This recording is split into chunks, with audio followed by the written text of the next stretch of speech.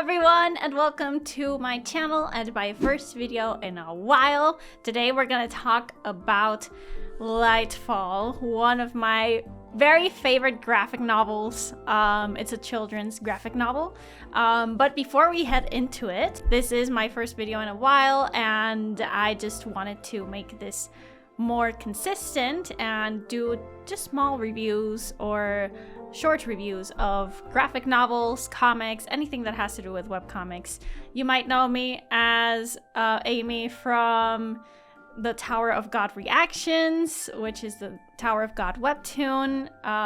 If you haven't checked that out, please check that out. I usually do reactions with my husband, Joe, aka Dr. Bonehead. He also has his own YouTube channel, so be sure to check him out. So let's get right into Lightfall as my first review for a graphic novel, and in this lovely new setup, which I know my husband will definitely use as well.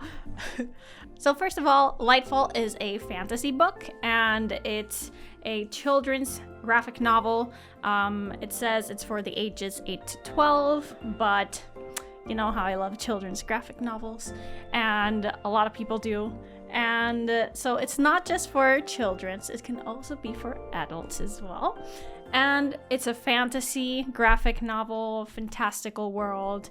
I really love it because of the art is what drew me the first time when I came across this book. And the story is just amazing. So Lightfall in itself is book one. It's written and illustrated by Tim Probert, and it is also published by Harper Alley, which is an imprint of HarperCollins Publishers, a very well-known publisher out there. Let's get right into what the story is about. So let's read it together and see what it is about and see if it captures your attention. So Lightfall begins, or it takes place in a land called Urpa, or Urpa, the North Rim. And as you begin the book, which you will also see in the sample if you go through Amazon on the Kindle, you will see that there is a map of Urpa, which is so fabulous. I love maps when it comes to fantasy stories or magical worlds, just so you know where everything is. So it takes place in the land of Urpa, a magical and fantastical land with lots of curious creatures. So the story starts with what it looks like to be two creatures from Urpa, and they seem like they are just playing, minding their own business, until they accidentally crash into a giant egg-like contraption. And then an eye appears, which it seems to be the eye of a beast. It engages you to ask what the heck is happening here.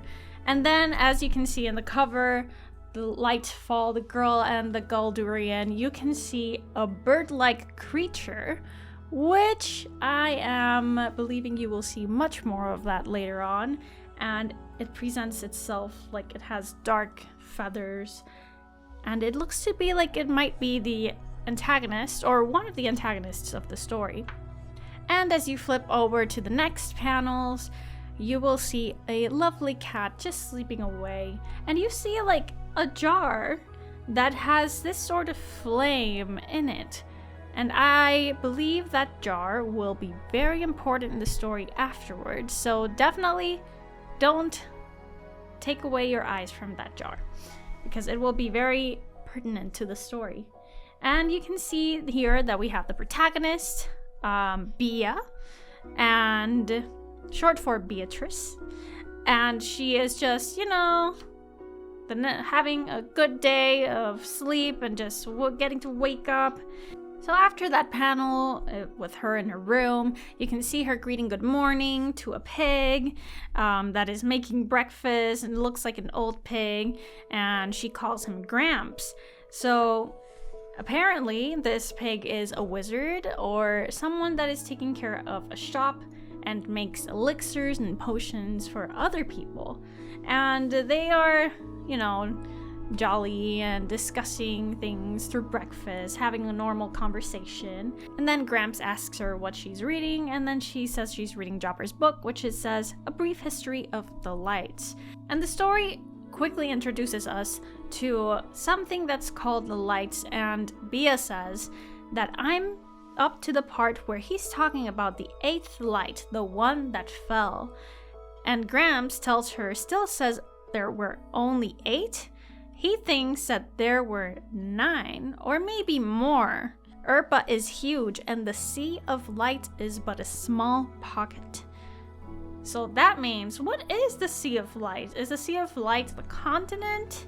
Or is the Sea of Light the world, and Urpa is like a small part of the Sea of Light? Or is the Sea of Light just the lights that they're talking about? It's a bit confusing, so we'll have to read more to learn more about what Gramps is talking about. Once we keep reading, we'll notice that there's one light, or a ball of light, that is basically the sun in this land. For those Tower of God fans, does that ring a bell? A ball of light acting as the sun? Moving forward with the story, Gramps just tells Bia that she needs to pick up some ingredients to help with the potions and elixirs, and he tells her, take the jar, but please make sure to not lose it. It's important.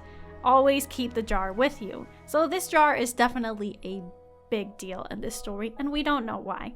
So Bia just goes on, takes a list of ingredients that she needs to, to gather, and we see this beautiful shop and beautiful world outside of the shop, and that's where she lives, and she takes care of the animals. And I just love the art in this graphic novel. It is so magnificent. It is so capturing, like captivating, and just so much detail as well, and in a very fun manner to present like different beasts, different types of berries that we might not know of.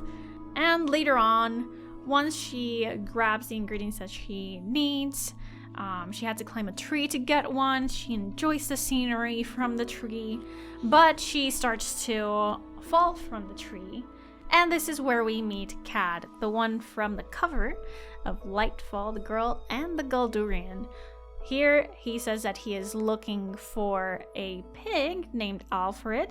And then Cad says that he's looking for Alfred because he needs someone to translate a text that's in Galdurian. And Bia looks a little bit shocked because she had read that Galdurians had died over 100 years ago. They're supposed to not exist, but Cad was like, no, they surely exist. I just need to look for them. And that's where she says, okay, well, let's go back to Gramps and see what he has to say. But once they get back, they see that Gramps is no longer there. And Gramps just leaves a note saying that he apologizes and that he needs to do something very important and go to the seal of the restless sleeper that needs to be checked. That is all that Bia can find in the shop once they get back. And she's like, I gotta go find Gramps. He might be in trouble. He might not know where he is. And Cad just says, you know what?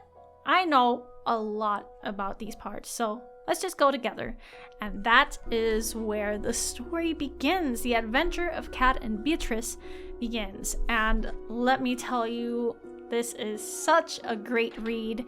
It is an enjoyable one. I read this so fast with my husband, Joe, and we are now in book 2 of Lightfall, and book 3 will be published in April this year. So be on the lookout for that, and I just wanted to share one of my favorite stories.